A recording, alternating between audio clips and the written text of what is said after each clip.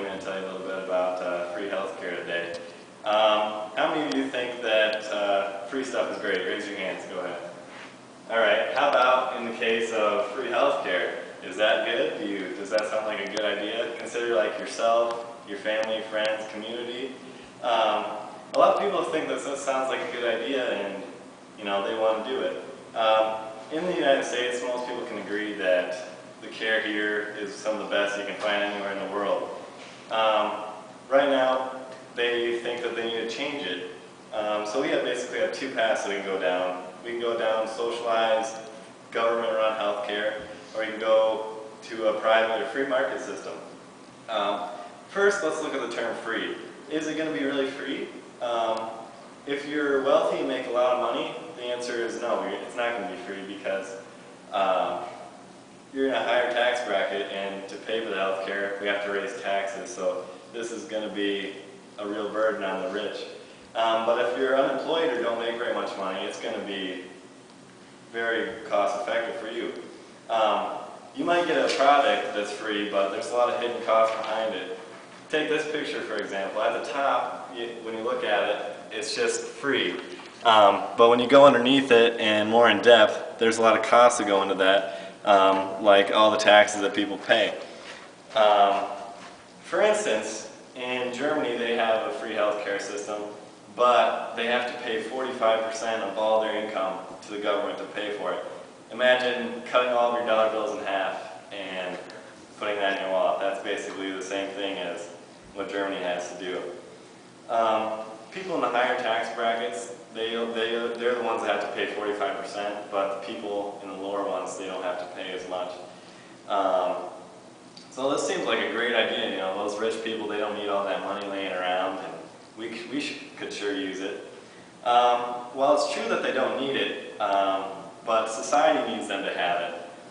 There's a thing called the trickle effect in economics, and when they have extra money left, they invest it in the community and jobs for the lower class, and it trickles down into the lower class so they can buy consumer products, and then it goes back into the wealthy's pockets, and they do it all over again. It's a big cycle.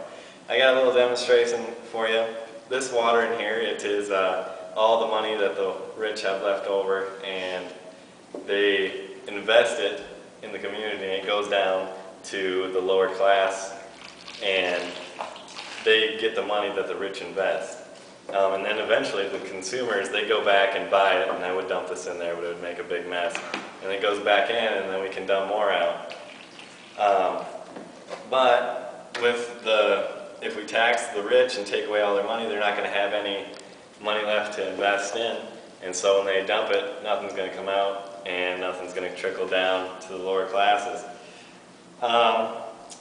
Next, we have the quality of care that we receive. Right now, I would say people from all over the country want to come and look at the health care and receive health care in the United States.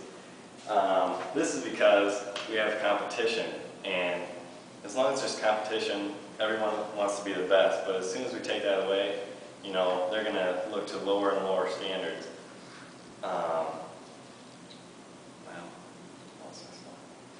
So if we give the free health care to the hospitals, they don't have to get the best doctors or the best equipment, because they're going to get paid no matter whether they have patients or not.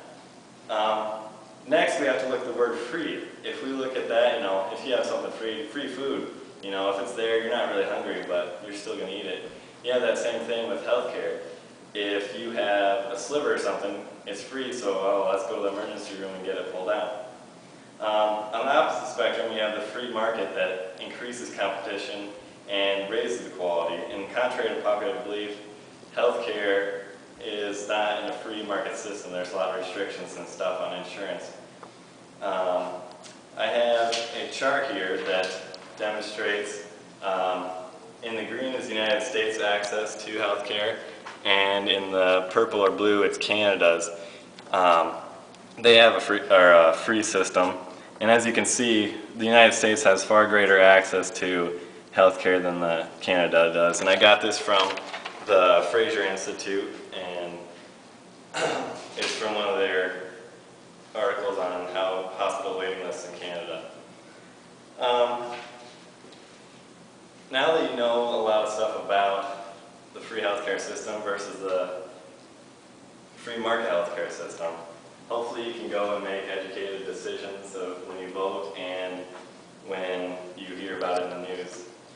Any questions? All right.